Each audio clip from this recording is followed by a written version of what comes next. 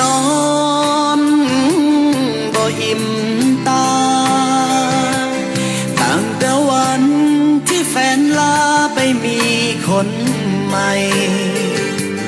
ผิดเรื่องยังบ่หูสิ่งที่หูคือเจ้าหมดใจทิ่มอ้ายไปตัดสายสัมพันธ์เป็นแฟนกันก็นานหลายปีเมมโมรีในสมองมันเลยจำมันคนเคยหักตัดใจลาฝากน้ำตาพร้อมกับความหลังคนอีหยังใจดำบ่เหมือนหน้าตาผู้บ่นาว่ามีคนคิดฮอดเจ้าหลายย่านสิตายย้อนความคิดถึงใบหน้าเศษเส้นผมยังติดหมอนอายถนอมมันทุกเวลาบอกตัวเองว่าวันหนึ่งเจ้าจะหวนมาหาคนที่รอมีความหวังจึงรอคอยอ้อมแขนน้อยๆยังคอยเจ้ามาให้ก่อนหากความหักบ่โสภาจงกลับมาหาที่จอดอายจะเอาความคิดฮอดจอดใจให้นานผู้บ่นาว่ามีคนคิดฮอดเจ้าหลายยันสิตา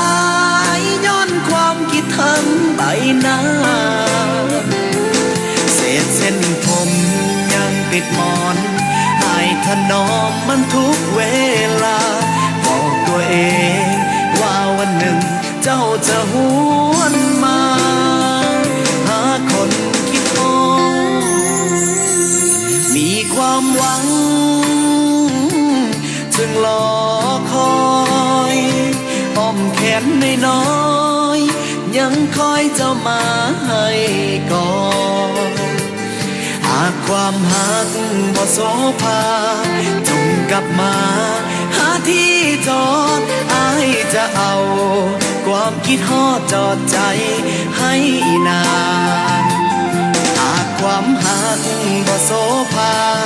จงกลับมาหาที่จอดอายจะเอาความคิดฮอดจอดใจให้นาน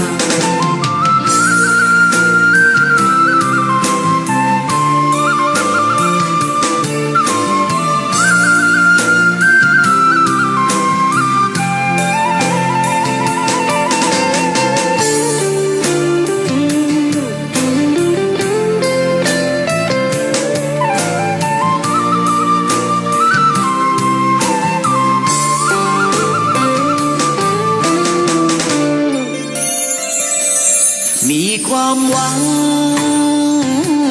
จึงรอคอยอ้อมแขนน้อ